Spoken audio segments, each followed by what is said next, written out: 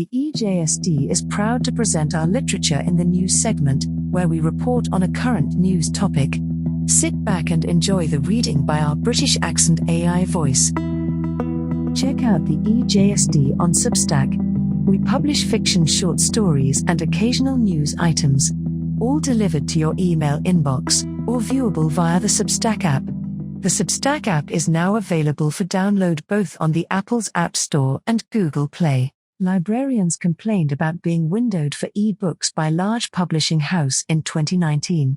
Literature in the news.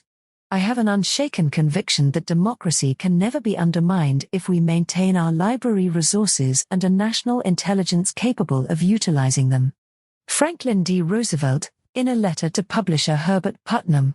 Unlike our previous reporting on book censoring with libraries, NPR recently reported on the state of the e-book business. Ironically, the NPR reporting came out when the courts just settled one of the largest antitrust cases against a publishing house, DOJ versus PRH. The NPR piece was part of a 25-minute interview of the podcast, Planet Money, hosted by Dave Blanchard and Amanda Aronczyk.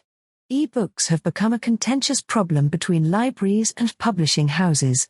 Typically, publishing houses have, in part, depended upon this public support of the publishing industry through the continuous purchasing of physical copies. But with e-books, things have changed.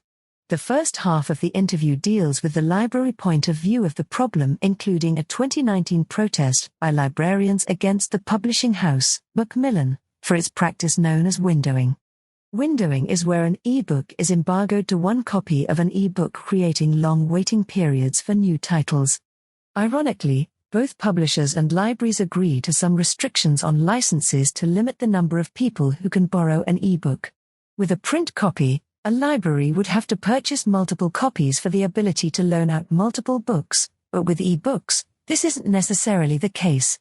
Sometimes, e-book agreements expire after the library loans out so many times. And many times, licenses contain an expiration date. Libraries typically have limited budgets and must justify their existence through borrowing.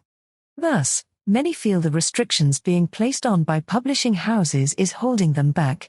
Now the second half dealt with the publishing side of the equation, which looks at the library as an intermediary to the end customer, the reader. Publishers see apps such as Libby as an existential threat to the industry by allowing readers to easily borrow books and place holds.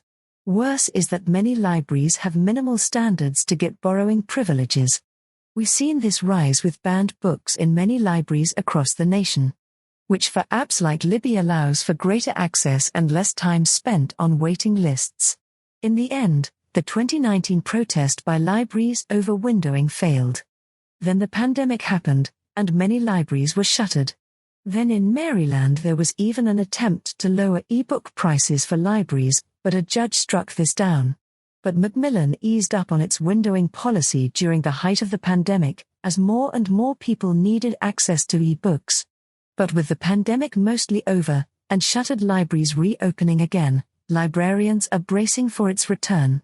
We, the staff of the E-JSD, see libraries, especially public libraries, as an integral part of American democracy.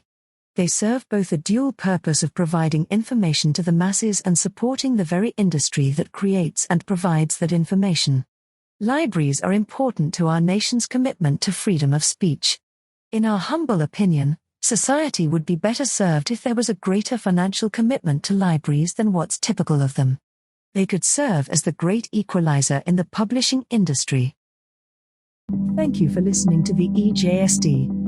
This has been a presentation by the Joseph Street Digest, an imprint of AEM Services. All copyrights are owned by their respective owners. Please like, share, and subscribe.